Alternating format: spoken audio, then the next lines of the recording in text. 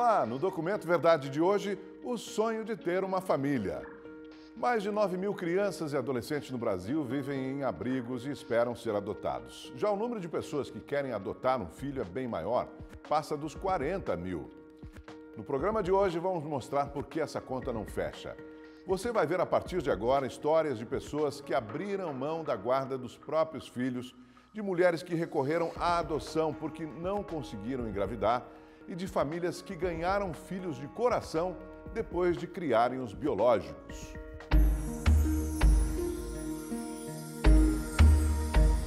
Imagina só se é possível um filho cair do céu. Eu fui na igreja e Deus usou 3 pessoas e falou para mim, olha, eu vou te dar uma criança e vai ser um presente de Deus para tua vida. E quando o Gustavo chegou, eu falei, é esse. É esse que é o meu presente. Não literalmente, mas foi mais ou menos assim o que aconteceu. Um dia eu cheguei do serviço, um dia exaustivo, cansado. Aí fui descansar, me deitei para descansar. Minha filha chegou, a Maíla, chegou com ele, com o Gustavo, no braço. Aí falou, seu pai, que eu ganhei lá embaixo. Mabel e Carlão tiveram 2 filhos biológicos, a Maíla e o Carlos Henrique. E sempre souberam que teriam mais. Até que 8 anos atrás, Maíla foi abordada por uma mulher desconhecida, com um bebê no colo. Aí ela apareceu com ele, né? Aí perguntou assim, você não sabe quem pode cuidar dele pra mim? Porque eu trabalho à noite, não tenho com quem deixar. Aí eu fui e falei assim, eu fico. Aí ela falou que ia pagar um valor pra eu ficar com ele. A mãe do bebê pagou R$30 para a família cuidar dele na primeira vez. No dia seguinte, a história se repetiu. E aí no primeiro dia ela veio, buscou ele normal. Segundo dia também, aí a partir do terceiro aí ela já não vinha. Aí aparecia tipo 2 dias, 3 dias, aí depois vinha de novo. Aí teve uma vez que ela foi e não apareceu mais, sumiu. Aí quando ela apareceu quando ele já estava com quase 3 anos. Aí a gente tinha ido atrás pra ficar com a guarda dele, né? Gustavo ficou e já tem 9 anos. A família acredita que o filho do coração veio na hora certa. Isso porque um infarto fulminante acabou levando o filho caçula do casal. Carlos Henrique faleceu em 2017, aos 26 anos de idade. Perdeu o filho. Então, o Gustavo, ele nos conforta, nos está sempre do nosso lado, nos momentos tristes, quando vem a lembrança. E eu não vi a hora dele falar para me chamar de mãe. Como ele me chama hoje, Mamãe Chocolate. Mamãe Chocolate. Você lembra do primeiro dia que ele te chamou de mãe? Nossa, é inesquecível. Em junho deste ano, Mabel e Carlão conseguiram a guarda definitiva de Gustavo. O menino foi registrado em nome dos novos pais e somou mais sobrenomes. Aqui está o Gustavo Rodrigues de Souza Valentim da Silva. Nome comprido, que nem ele decorou ainda. Gustavo? Rodrigues? Não, ele nem lembra. O importante é que Gustavo conhece a própria história, mas decidiu que teria apenas uma mãe e um pai. E fim de papo. Você sempre chama ela de mãe. Ela é sua mãe. Não é minha mãe. É ela que cuida de mim, né? Uhum. Então, não tem outra pessoa que eu posso chamar de mãe além dela. E o seu pai também. Uhum. Como é que você consegue descrever esse amor que você sente pelos seus pais? Ainda vai demorar muito tempo. Uma vez ele chegou para a mãe dele, ele chegou aqui em casa, ele tinha vindo da escola. Aí chegou para ela e falou, mamãe, por que eu sou leite e a mamãe é chocolate? A gente foi explicamos para ele tudo direitinho, né? Eu acho que não é legal esconder a verdade dele. Tem que chegar, que ele cresça sabendo a verdade. Falar a verdade sempre foi a única opção, até porque a Mabel também foi adotada quando ainda era criança e só descobriu a verdade na adolescência. Eu não sabia que eu era adotada, eu cresci sem saber. Eu vim saber aos 17 anos, mas não mudou, porque a minha mãe que me criou, ela me criou muito bem. Então, assim, só fez aumentar mais o meu amor por ela. Com o Gustavo, eu vi tudo que ela fez comigo, eu tô retribuindo com o Gustavo.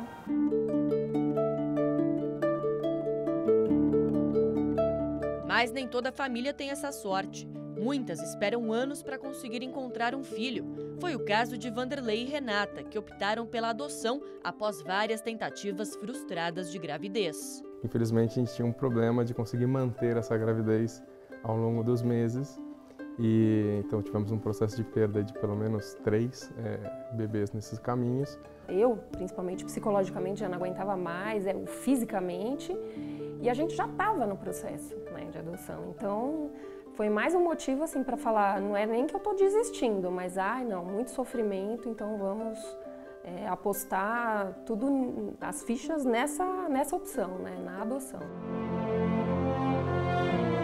Eles apostaram e assim se uniram a outras milhares de famílias no chamado Cadastro Nacional de Adoção, um banco de dados que reúne todas as famílias que querem adotar e todas as crianças e adolescentes aptas ao processo.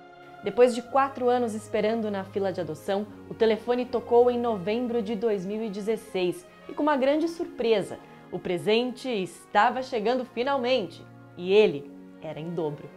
Eu não atendi o telefone e meu marido é que recebeu a ligação. E ele não me falou nada por telefone. Ele chegou em casa e falou, senta, fica tranquila, porque eu preciso te falar uma coisa séria. Aí eu, ligaram no fórum, ele Nós só não imaginávamos o que via acontecer. Que a gente ia ser sorteado para ter 2, né, de uma única vez. Foi muito bacana. Bernardo e Benício são gêmeos e tinham 10 meses na época. Para Renata, a maternidade nasceu já no primeiro contato com os bebês.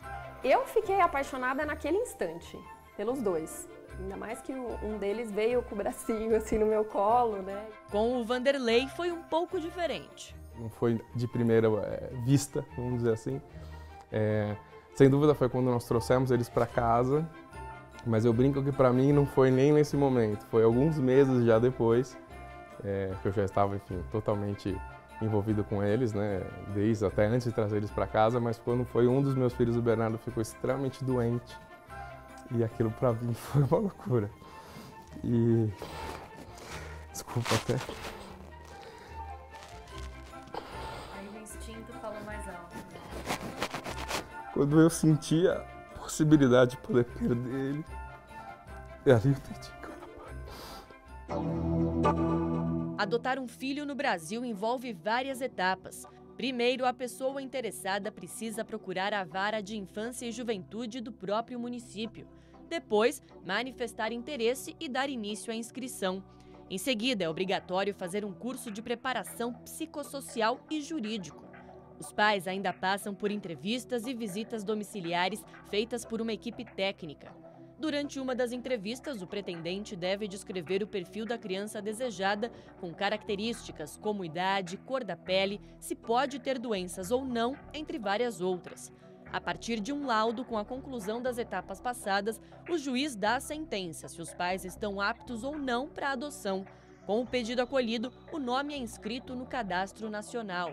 Já na fila, é preciso aguardar a justiça encontrar uma criança ou adolescente com perfil compatível. E quando encontrar, começa o estágio de convivência. Os pais recebem a guarda provisória e, se o juiz entender que a adoção deu certo, é concedida a guarda definitiva. Não é um processo burocrático, não é um processo crítico, é um processo de conhecimento. Acho que não se pode correr o risco de entregar uma criança que já sofreu para uma pessoa que vai causar mais sofrimento. Você fica com receio de eventualmente alguém achar que você não tem condições, seja por um motivo que for. Mas a partir do momento que a gente conheceu os meninos e foi aprovado, medo de dar errado eu não tive. Agora a família está completa? Faria tudo de novo? Completíssima, completíssima. Faria tudo de novo em dobro. Se adotar um filho já é um gesto de amor, imagina adotar 8. Agora pensa no tamanho do coração de um pai solteiro que adotou sozinho os 8 filhos, todos homens. Eu estou falando do Ederson, que sempre teve esse sentimento paterno e decidiu criar uma grande família, né, Ederson? Agora, por que adotar e não ter filhos biológicos? Então, eu acredito que a minha história ela começou de uma maneira diferente, né? O tradicional, as pessoas, né, elas fazerem os filhos, né, começarem com um bebê ali. Eu acredito fielmente em amor, acredito em Deus, que meus filhos eles nasceram e ficaram me esperando para que eu os encontrasse, para que eles me encontrassem também. Jean é o filho caçula, tem 15 anos e chegou para a família há 11. Ele sempre não, ele falou, ele podia chamar ele de tio ou de pai. E a gente sempre reconheceu ele como pai, né? Porque mesmo que não fosse, ele não é o nosso pai biológico, né, de sangue, ainda assim, pai é quem cuida, né? Então a gente sempre reconheceu ele como pai e como deve ser chamado. Hoje, apenas 3 filhos moram com o pai nesta kitnet, no interior de São Paulo. Aqui, cada um faz sua parte. Eu falo para eles que ser homem não é sinônimo de ser desorganizado, né? Eles têm que aprender. É cumplicidade em tudo, né? A gente está sempre junto, sempre se ajudando, sempre procurando um ajudar o outro, né? Dizendo que um pode melhorar, né? Rafael é irmão biológico de Jean e tem 22 anos. Até hoje, ele lembra com tristeza da infância no abrigo. O pessoal sempre falava, você tá aqui porque sua mãe não teve cuidado com você.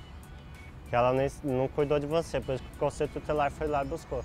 Aí depois eles falaram, ó, ele vai te adotar. Eu falei, ah, então tá bom, melhor ser adotado do que ficar aqui sofrendo. Com exceção do caçula, todos os outros filhos de Ederson tiveram adoção tardia, o que é bem raro no país. Para se ter uma ideia, o Cadastro Nacional de Adoção soma atualmente mais de 9.000 crianças. Já o número de pessoas que querem adotar passa dos 44.000. Mas se existem mais famílias procurando um filho do que crianças esperando por um lar, por que essa conta não fecha? O motivo é o perfil exigido pelos pretendentes. A maioria procura crianças brancas de até 1 ano e sem irmãos de sangue. Quem não se encaixa nessas características, como os filhos do Ederson, tem bem menos chances de ser adotado. Normalmente, a pessoa que quer receber a criança quer ver o primeiro passo, quer ouvir a primeira palavra. Então você tem muita gente querendo adotar crianças que não existem, porque as crianças pequenas são em número pequeno para serem adotadas. O que as pessoas às vezes, que elas não pensam, me perdoe falar dessa maneira, é que aquela criança, aquele bebê vai crescer, ele vai passar pela adolescência também. Lógico, ele não pensou, vou adotar 8 filhos, 9 filhos. Ele adotou um, cresceu o carinho, quis adotar outro e assim, eu sou muito grato por ele ter feito isso, né? Porque eu não sei o que seria de mim, realmente não consigo pensar o que seria de mim agora, nesse exato momento, se ele não tivesse feito essa, vamos dizer assim, caridade. Para estimular a adoção tardia, o Tribunal de Justiça de São Paulo lançou a campanha Adote um Boa Noite. Em uma página na internet são divulgadas histórias de crianças e adolescentes que ainda estão à espera de um lar. O programa também leva esses jovens para participarem de atividades pela cidade e, assim, terem contato com a população. A gente percebe também que na sociedade mal se sabe quem são essas crianças, esses adolescentes. Eles não têm vez, eles não têm voz. Ninguém sabe bem a diferença entre as casas de acolhimento, por exemplo, e a Fundação Casa. Independentemente de qualquer característica, quem tem a sorte de receber um filho adotivo sabe que o amor de mãe ou de pai não tem preconceitos e cresce de forma incondicional. A família de Antônio e Camila também cresceu depois da adoção dos 4 filhos. Patrícia, Daniele, ambas com deficiência intelectual, Bruno e Breno são irmãos biológicos e viveram boa parte da infância num abrigo em Guarapari, no Espírito Santo. O nosso primeiro contato com as crianças foi num abrigo, né? A gente fazia um trabalho voluntário, trabalhando, né, com resgate de pessoas em situação de vulnerabilidade social nas ruas, e numa desses encontros fomos parar num abrigo de menores onde os meus menores estavam abrigados. E logo de início houve uma empatia muito grande, né, entre a gente, né, estamos juntos, não conseguimos mais nos separar. A adoção surgiu quando Antônio e Camila tinham 2 anos de casados. A convivência com as crianças, ainda no trabalho voluntário, aflorou o desejo do casal. A gente não sabia que ia ter uma família tão grande, né? Mas foi um presente. Desde o momento que eles foram passear com a gente já cresceu no coração o desejo de estar com eles. Como não havia todo um preparo, né, nós deixamos guardadinho esse desejo. Até receberem a guarda definitiva dos filhos, eles passaram pelo período de adaptação, extremamente importante, principalmente quando a adoção é tardia. Na época, Patrícia era a mais velha, tinha 12 anos, e Breno era o caçula com 5. Ouvimos algumas coisas que é comum, né, que acontece quando pai e mãe ouve de alguns filhos, biológico ou adotivo. Em alguns momentos nós ficamos tristes pela questão da adaptação, mas ela é difícil, mas é possível quando há afeto, tanto da parte deles quanto da nossa. Juntos, eles aprenderam a conviver com as diferenças e respeitá-las. Só que a preocupação dos pais continuava em relação ao preconceito que os filhos poderiam enfrentar do lado de fora. Você ter ideia, até no restaurante que nós entrávamos com 4 filhos, um restaurante de um nível um pouco melhor, digamos assim, nós vimos que os olhares vinham para nós, né? Então, nós estávamos preparados, mas não sei se eles estavam preparados. Por isso, o diálogo sempre foi a palavra-chave por aqui. E, claro, o afeto também. Sorrimos, alegramos, choramos, como qualquer outra família. Então, hoje estamos adaptados sem nenhum problema. Alessandro e Luiz vivem a contagem regressiva para serem pais pela primeira vez. Juntos há 13 anos e casados no civil, eles sonham em aumentar a família. O que uma criança vai mudar na vida de vocês?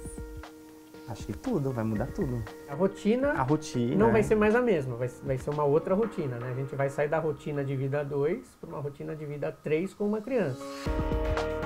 Para isso, o casal planeja mudanças no apartamento também. Já está decidido que quando o filho chegar, a sala vai se transformar em quarto de bebê. O fato de vocês serem um casal homoafetivo dificulta em alguma parte do processo? De forma alguma. Quando nós demos entrada no processo, a gente até ficou surpreso pela quantidade de casais homoafetivos e pessoas solteiras que entraram no processo. E agora vocês estão desde outubro de 2017 esperando pela criança. Como é que é essa espera? Que você não sabe quando que vai ser o dia que vai chegar? Eu fui fazer até acupuntura, porque era para dar uma tranquilizada, porque o pessoal perguntando, amigos perguntando, família perguntando, então a gente fica naquela ansiedade. Em geral, não existe um prazo para se conseguir adotar um filho no Brasil, depende de cada caso. Pode demorar meses ou anos. Mas para acelerar o processo, este juiz afirma que a Justiça começou recentemente uma reformulação no antigo Cadastro Nacional, que agora passou a ser chamado de Sistema. A partir desse novo sistema que foi implementado, tudo vai se automatizar, as fases todas desse procedimento de adoção vão ser acompanhadas por dentro desse sistema de forma automatizada. Então a gente vai ter economia de tempo, vai ter uma base de dados muito mais segura. O sistema também permite que a gente faça cruzamentos automáticos entre pessoas que querem adotar e crianças aptas a serem adotadas de acordo com o perfil. Isso vai valer para o país todo. Então, em suma, o sistema vai fazer com que tudo seja muito mais célere e muito mais seguro. Enquanto esperam a Justiça decidir o futuro, crianças e adolescentes que estão para a adoção têm como casa, como lar, instituições de acolhimento como esta. São lugares que, claro, não substituem uma família de verdade, só que conseguem oferecer muita coisa que essas pessoas precisam em momentos como esse. Ensinamentos, abrigo, carinho e amor.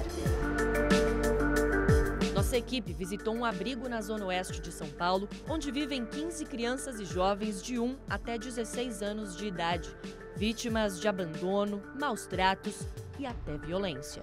Tem crianças que chegam com agressividade, tem crianças que chegam emocionalmente mais abaladas, a nível de saudade, do distanciamento da família. Geralmente não conseguem fazer a leitura do que passaram dentro de casa, né? Então muitas vezes vê a instituição também como um ambiente para não estar. Então o trabalho começa a partir daí, né? De mostrar que a instituição está para proteger, para cuidar. O espaço recebe uma verba da prefeitura, mas também depende de doações. Tem quartos com beliches, sala de TV, cozinha, refeitório, sala de computação e um quintal. Todas as crianças frequentam a escola e tentam levar uma vida normal. Eu conversei com 2 adolescentes que vivem na casa. Por determinação judicial, não foi permitido identificá-las. Você está vivendo aqui há quanto tempo? 1 ano e 6 meses. 1 ano e 6 meses. E como que está sendo essa experiência para você? Pra mim, eu tô acostumada, porque eu vivo em acolhimento desde os 11 anos. É de boa. A garota tem 15 anos e a irmã dela, de 13, também mora no abrigo. Eu penso em sair daqui e arrumar, futuramente, tipo, ano que vem, arrumar um emprego e entrar no Jovem Aprendiz e começar a trabalhar, juntar dinheiro para alugar uma casa quando eu sair e morar com a minha irmã. Fazer 18 anos te preocupa? Preocupa, mas não tanto. Até porque eu já tenho planos do que eu vou fazer. Quando completa 18 anos, o que acontece? É desligado da instituição, né? A ideia sempre é fazer um desligamento preparado, gradativo, que eles estejam minimamente preparados para enfrentar a vida lá fora. Essa é uma das situações mais difíceis de todo o sistema de proteção da criança e do adolescente, porque a nossa lei ela faz uma linha de corte, 18 anos, deixa de ser adolescente e passa a ser adulto.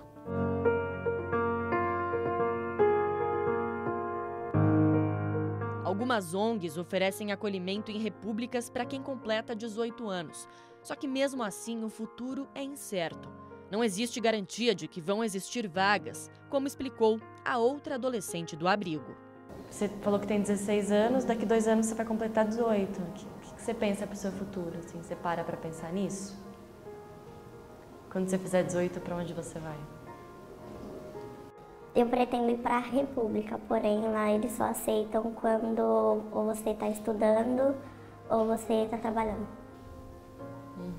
Aí se não estiver fazendo nenhum desses, eu não sei. Você gostaria de ser adotada? Gostaria, porque querendo ou não, o sonho de toda pessoa é ter uma família. Consegue me explicar assim, o significado de uma família? O que seria para você uma família, uma mãe, um pai? Eu não sei porque eu nunca tive isso, então eu não sei o significado. Eu acho que a grande questão hoje está em como fazer para sensibilizar a sociedade para essa possibilidade da adoção de crianças com mais de 8 anos, para que isso seja realmente colocado a debate, seja refletido pela sociedade. Eu sinto vontade de ser adotada, mas também não tenho muita esperança, pela minha idade, entendeu?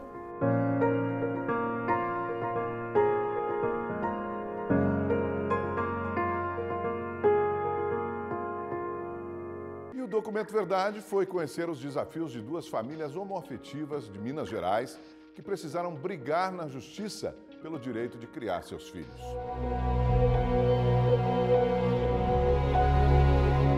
Quando chegam da escola, a Iane, de 11 anos, e a Vitória, de 13, sempre são recebidas com muito carinho pela mãe. Ou melhor, por uma das mães. Elas foram adotadas por um casal de mulheres. Quando eu estava no colégio particular, já me perguntaram por que eu tinha 2 mães e tal, aí eu expliquei porque eu tinha sido adotada. Não quis passar por inseminação artificial ou algo do tipo, mas como uma mulher lésbica, preferi a adoção. Achei que seria uma forma bacana, digna, bonita de construir uma família com minha companheira. Silvani e a outra mãe das meninas acabaram se separando, mas quando optaram pela adoção, passaram por todas as etapas do processo na vara da infância e juventude. Entrevistas, reuniões e encontros com assistentes sociais e psicólogos. O perfil das crianças foi definido desde o começo. Era uma menina negra, de 1 a 2 anos. Se tiver um irmãozinho não separado. 2 meses depois de se tornarem aptas para a adoção, as futuras mamães foram chamadas para conhecer as meninas em um abrigo de Belo Horizonte e não tiveram dúvidas. Iane veio, Iane sorri, alegre para ela. Vitória é mais séria. Teve nenhuma dúvida? Não teve, não. Foi amor à primeira vista. Um detalhe que chama a atenção é que a Silvani e a ex-companheira dela preferiram não revelar ao juiz que as crianças seriam adotadas por um casal homoafetivo. Na identidade das meninas, olha só, aparece o nome só de uma mãe. No caso, Silvani dos Santos Valentim. Por que essa preocupação, essa decisão, Silvani? Foi por causa do que nós entendemos ser um preconceito institucional, um temor de que houvesse uma homofobia por parte do juiz, por parte da instituição. Demorou muito o nosso processo, demorou 5 anos de guarda. Mas as pessoas que acompanharam, assistentes sociais, não, sabiam? Sabiam. Sempre souberam, sempre nos respeitaram, ajudaram, foram amigas. Todas as pessoas aqui são tratadas da mesma forma, né? Nós temos adoção de casais homoafetivos, casais héteros. E isso realmente, assim, o que nosso interesse é saber se realmente a adoção ela vai trazer para essa criança, vai garantir os melhores interesses dessa criança. Segundo a Silvani, foi tranquilo contar para as filhas sobre a adoção e as 2 mães, mas nem todo mundo encara a situação com naturalidade. Na escola, uma vez ou outra, quando eram menores, coleguinhas, obviamente, ainda mais na escola particular que elas estavam, os coleguinhas iam, né? E falavam, você tem 2 mães, né, Vitória? Que isso? 2 mães. Então, a gente ia em casa conversando com elas, não, Vitória, olha, diga para eles que o importante é o amor, que tem diferentes tipos de família. Poucos amigos meus têm 2 mães ou 2 pais, então para mim foi meio diferente. Atualmente, o maior desafio da família é superar a separação das mães. A gente não brinca mais como a gente fazia, não sai mais, né? Mas, enfim, tem muita... A gente se fala ainda bastante... ligando e tal, às vezes ela vem pra cá também. Fala um pouco dela pra gente. É muito brava? Não. Não? Carinhosa? Sim, ela é carinhosa. Como que é? Na parte dos estudos é. São boas meninas, não é? Ajudam a mamãe, são prestativas, são alegres, são alegres, né? Me fazem rir demais, me fazem muito feliz. O Diogo, de 12 anos, foi adotado pelo Francisco e pelo William com poucos meses de vida. O menino havia sido abandonado pela mãe e, por causa dos problemas de saúde, foi internado pelo Conselho Tutelar. Os pais adotivos conheciam a família. Eu encontrei com o pai biológico e falei para ele, olha, seu filho tá assim, assim, assim, assado. Se quiser pegar o menino lá para mim e me dar, eu quero. Você tomou a decisão imediatamente? Imediatamente. E o pai? Falou, beleza, eu te dou. Essa aqui é a certidão de nascimento, né? José Diogo Nery e Silva. E aqui filiação, o nome dos 2 pais, William Ferreira Nery, Francisco Wellington Carvalho da Silva. Tudo registrado no papel. Meu. Nada me tira ele. Seu filho? Meu filho. Meu filho, nosso filho. O que interessa para essa criança é ela achar um ambiente suficientemente bom, um lugar onde ela seja esperada no nome dela, que ela não vá substituir a falta de ninguém, um lugar onde ela possa desenvolver todo o seu potencial. E quando isso é encontrado, e é por isso que a gente faz o trabalho de entrevistas com as pessoas interessadas, o desenvolvimento social dessa criança, ela amplia imediatamente. Eles fizeram assim de câncer, olharam, entendeu? Viu que eu tinha boa índole, como eu tenho até hoje, graças a Deus. Então não tiveram objeção nenhuma. Eu fui tratado como um casal de hétero. Tudo normal? Tudo normal, como manda o figurino. Não tive nenhuma regalia, não. O Diogo tem paralisia cerebral. Ele não anda, não fala e tem baixa visão. Por isso depende de cuidados especiais. E quem fica o dia inteiro em casa para cuidar do garoto é o Francisco. Que cuidados, Francisco? Olha, a gente tem que ter o cuidado com a dieta, que é de 3 em 3 horas, com as trocas de fralda, com posicionamento na cadeira. Esses são os cuidados básicos. Nos finais de semana, os papéis se invertem e o William dá uma folga para o Francisco. Fico por conta, aí já é direto, banho, tudo, por minha conta. Às vezes eu saio com ele, passeio. O trabalho que o Diogo dá é o mesmo que uma criança qualquer dá, só com as limitações dele. Os dois pais se sentem realizados. O Diogo veio para preencher um vazio que existia dentro de mim. Eu era muito, saía todas as noites, ia para balada. Com a chegada do Diogo, com o passar do tempo, que eu fui descobrindo que aquele espaço tinha sido preenchido.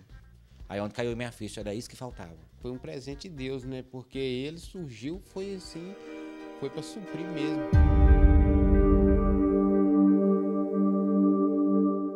E muitas das crianças que estão hoje em abrigos no Brasil foram geradas por usuários de drogas. O Documento Verdade vai contar agora histórias de famílias que ignoraram o preconceito e adotaram filhos de dependentes químicos.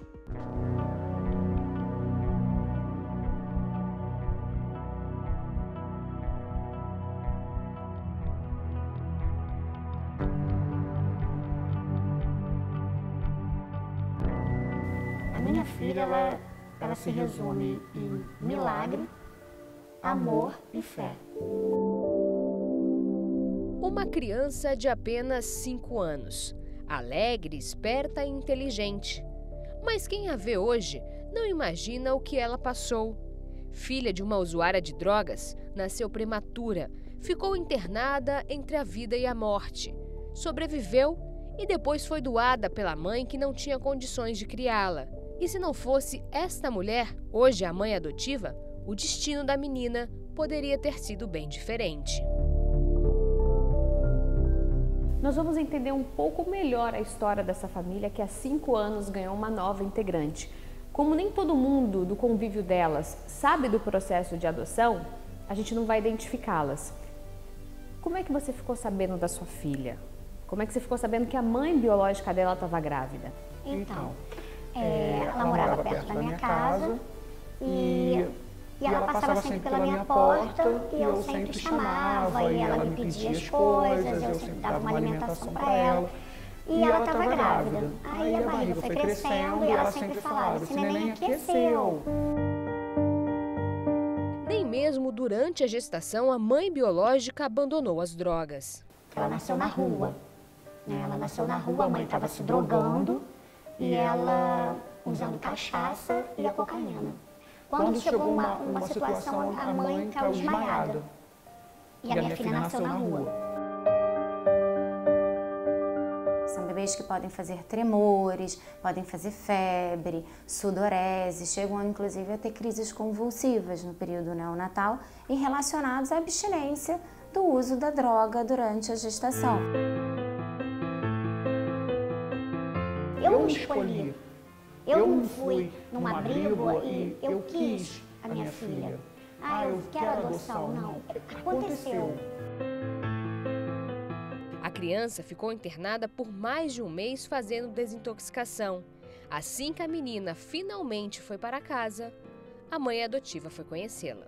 Quando eu cheguei para visitar minha filha, assim, um estado precário, uma casa imunda, com 5 crianças pequenas.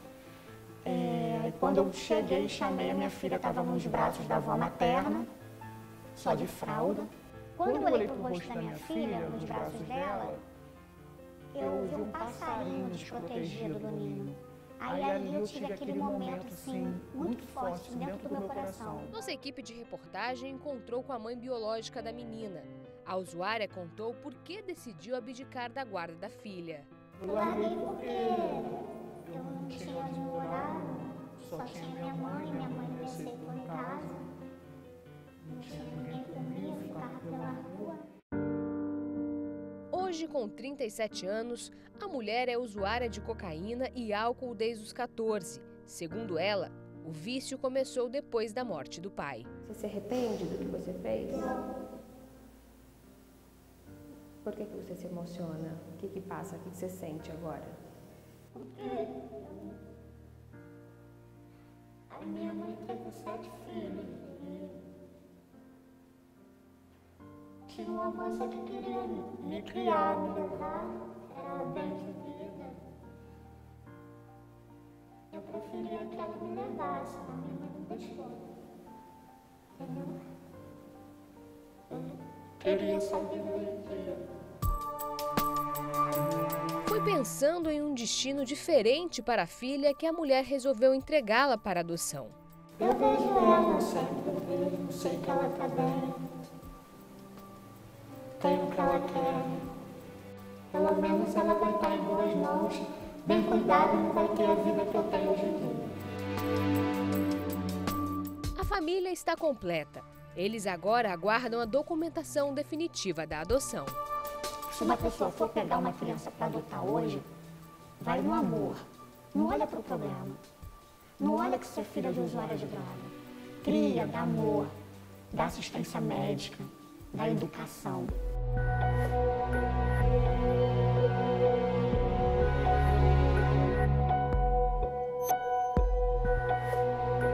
Ao longo do processo adotivo, principalmente quando a genitora é dependente química, o amor é o principal ingrediente para o novo lar dar certo. Assim aconteceu com a Rita. Ela já tinha uma filha biológica do primeiro casamento, mas depois de perder a segunda filha, resolveu adotar. Meu marido não tinha filhos biológicos, né? Então a gente decidiu juntos, a minha filha faleceu com 4 meses, problema de coração, aí a gente decidiu entrar na fila da adoção. Aí a gente deu entrada no juizado, participou das palestras e fomos habilitados. Depois de alguns meses, veio o telefonema. Uma menina com apenas 1 mês de vida estava disponível. Foi assim uma emoção muito grande, né? Um amor que não cabe no peito. Quando eu vi aquela coisa tão pequenininha com 1 mês e 9 dias, né? Eu fiquei doida, muito emocionada. A menina é filha biológica de uma dependente química, mas isso nunca foi um problema para a nova família. Carol, hoje com 8 anos, nasceu com abstinência e durante um longo período precisou de acompanhamento médico e psicológico. Então a gente foi chamado inúmeras vezes na escola porque ela estava debaixo da cadeira, se batendo, ela mordia, ela batia em outra criança, ela se batia, entendeu? Então assim, foi um processo muito difícil. A gente contou com a ajuda de médicos, especialistas, a gente tomou remédio de tarja preta, remédios controlados, remédios fortes, que tinha dias que ela estava totalmente assim, dopada, entendeu?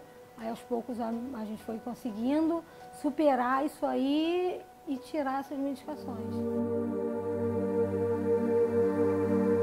O uso de droga ela está atrelado a uma condição socioeconômica muito severa. Ele está atrelado à falta do pré-natal, está atrelado a uma desnutrição materna, está atrelado à falta das vitaminas necessárias para o período embrionário. Isso vai... E hoje ela é uma criança normal? Hoje ela é uma criança normal, graças a Deus, uma criança normal. Hoje ela está com 8 anos e não apresenta mais esse tipo de crise. Mesmo sendo nova, a menina sabe que é adotada. E contar todos os detalhes da história de vida dela foi algo que Rita nunca pensou em esconder. Sempre falei para ela, você teve uma mãe, você tem duas mães, olha que coisa especial, diferente. Então sempre levei dessa forma, entendeu? E eu sempre falo pro meu marido, o dia que ela quiser conhecer, porque a gente tem todo esse acesso pelo juizado, o processo dela, e ela mesma vai poder conhecer a história dela para ela fazer 18 anos. Eu vou ser a primeira a pegar na mão dela e ir com ela, entendeu? Só que a gente infelizmente não sabe se ela vai estar já com tratamento, se ela vai estar legal. Eu sou grata pela vida da genitora, sou grata pela vida dela, porque se não fosse a vida dela, né, o útero dela gerar a minha filha, eu não teria a Carol hoje. Então, eu acho que essas pessoas precisam de ajuda. Carol pode não ter nascido da barriga da Rita, mas como elas dizem, o nascimento aconteceu no coração. Por isso, amor é o que não falta nesta família. E eu digo que hoje eu sou 100% ela, né? Por ela e pra ela. Eu amo a Carol assim, incondicionalmente. Eu amo muito meus pais e minha família.